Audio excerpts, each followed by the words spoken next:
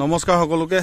এয়া দেখিছে মই এতিয়া বৰ্তমান উপস্থিত আছোঁ শিমলুগুৰিৰ নিচেই কাষতে লাগি থকা গড়গাঁও আমাৰ এই অঞ্চলৰ মোৰ দেখিছে সম্পূৰ্ণৰূপে এই ৰেল লাইন এটা ওলাই আছে মাজতে। এইটো ৰেল লাইন হয়, এই ইয়াত দেখিছে এইটো ৰেল লাইন হয়। আমাৰ ৰেল লাইনটো যেনে তেনে বাচি আছে। পানী বহুত উঠিছিলে যদিও এতিয়া কিছু হাম কাটিছে, কিন্তু বৰ্তমানো বহু অঞ্চল এই দেখিছে। এইখন আমাৰ এইফালে আছে মোহন গাঁও, আপোনাৰ বালি পুখুৰী আছে। এইফালে গোটেই অঞ্চলটো গোটেই জলমগ্ন। এই অঞ্চল সকলো খেতি পথাৰ ৰোৱা হৈছিলে। ট্ৰেক্টৰ দেখিছে, ট্ৰেক্টৰ ভাগি আছে একদম পানীৰ তলত। সকলো অঞ্চল এইফালে আমাৰ পঞ্চায়তৰ গড় এইবিলাক। এইটো ৰজাদিনীয়া গড়ৰ বাবে এইটো ওখ অঞ্চলত গোটেই মানুহে তাতে বসতি কৰিছেই। এইফালে অলপ আগলৈ আছে আমাৰ দেখুৱাম, তাতেও খনিকৰ গাঁও। এখন খনিকৰ গাঁও সম্পূৰ্ণ খনিকৰ গাঁও জলমগ্ন। ঐতিহাসিক ভোগবাৰী জলমগ্ন হৈ আছে। চব পণবন্দী ঘৰৰ ভিতৰে সকলো ওখ স্থানত বৰ্তমান থিতাপি লৈ আছে যদিও তেওঁলোকলৈ কিছুসংখ্যক খাদ্য সামগ্ৰী পঠিয়াবলৈ সক্ষম হৈছোঁ যদিও বহু জেগাত এতিয়াও বহু অঞ্চলত আমি ঢুকি পোৱাগৈ নাই। কোনো যোগাযোগৰ একো সূত্ৰ বিচাৰি পোৱা নাই। যোগাযোগ সূত্ৰ যিমান দূৰ পাৰিছোঁ সকলোকে কিবা এটা দিবৰ আমি চেষ্টা কৰি আছোঁ।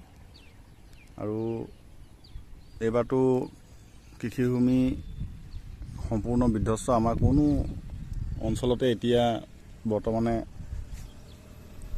কঠীয়া বাচি থকা নাই। বিশেষকৈ কঠীয়াটো ক'তো নাই। সেয়েহে এইবাৰ কি ধৰণে জীৱিকা নিৰ্বাহ কৰিব মানুহসকলে, ৰাইজে, এইটো বৰ চিন্তনীয় বিষয়। এয়া ইমান এটা বৃহৎ অঞ্চল, কোনো দিন পানী নোহোৱা জেগাত পানী হৈছে। অলপ আগলৈ আপোনাক দেখুৱাইছোঁ ৰ'ব। এই আছোঁ ভূৰ লৈ অহা যোৱা কৰি আছে মানুহ। এইবিলাক গৃহবন্দী হৈ আছে।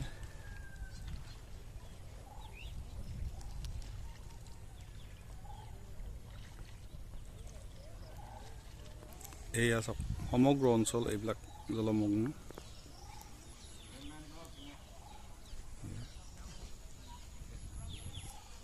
সমগ্ৰ অঞ্চল জলমগ্ন।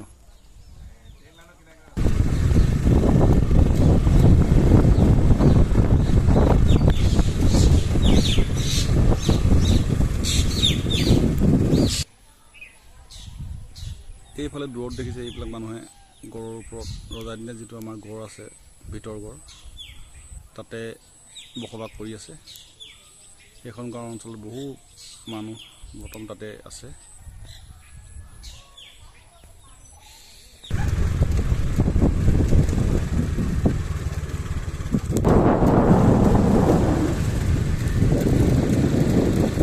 সম্পূৰ্ণ অঞ্চল দেখিছে এইবিলাক পানী পানী পানী আৰু পানী।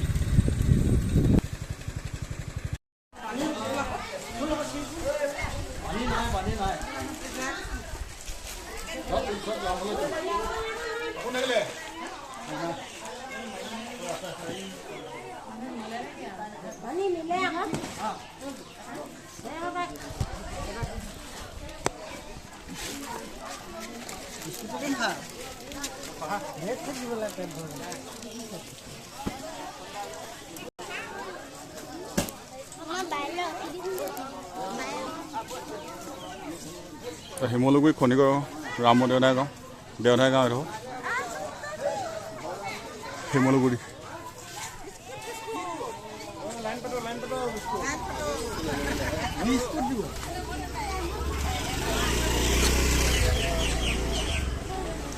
কি হ'ল, জ্বৰ উঠিলে নি?